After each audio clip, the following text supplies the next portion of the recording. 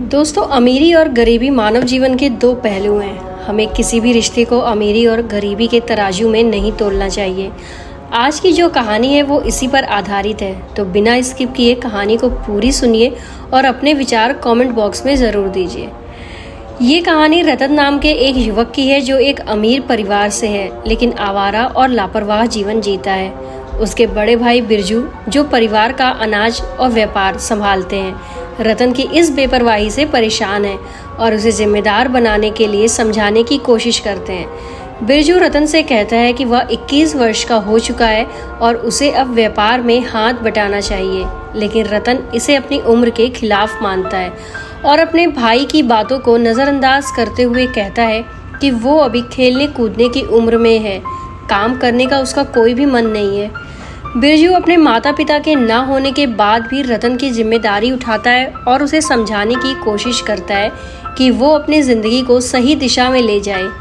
रतन इस बात को लेकर के काफ़ी नाराज़ हो जाता है और सोचता है कि बिरजू उसे बोझ समझता है और ये सोचकर वो घर छोड़ देता है।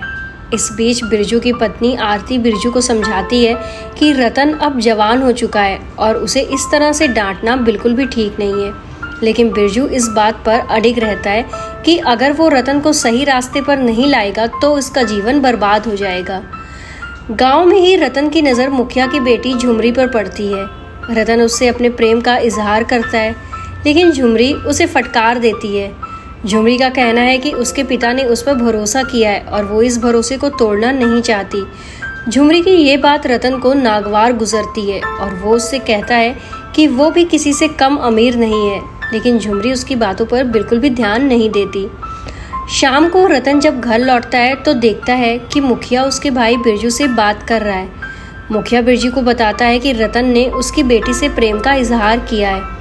बिरजू इससे बेहद नाराज़ हो जाता है और रतन से कहता है कि वो अपनी जिम्मेदारियों को समझे और ये सोचने लगे कि ये जीवन में क्या कर रहा है।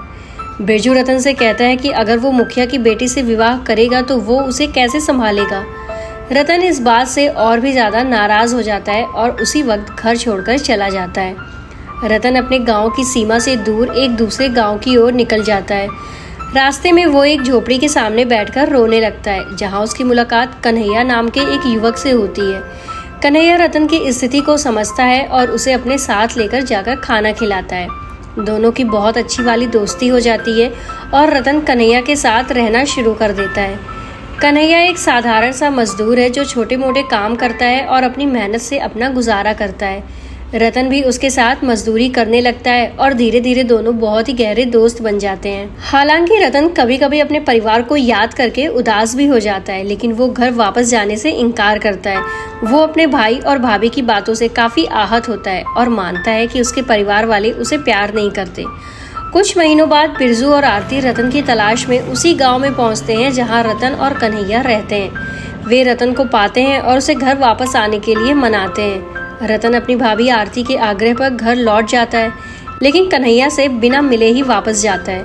कन्हैया ये देख करके उदास हो जाता है, लेकिन अपने दोस्त के लिए खुशी महसूस करता है कि वो वापस अपने घर लौट गया है। फिर कई महीनों के बाद कन्हैया को रतन की याद सताने लगती है और वो रतन से मिलने उसके गाँव जाता है।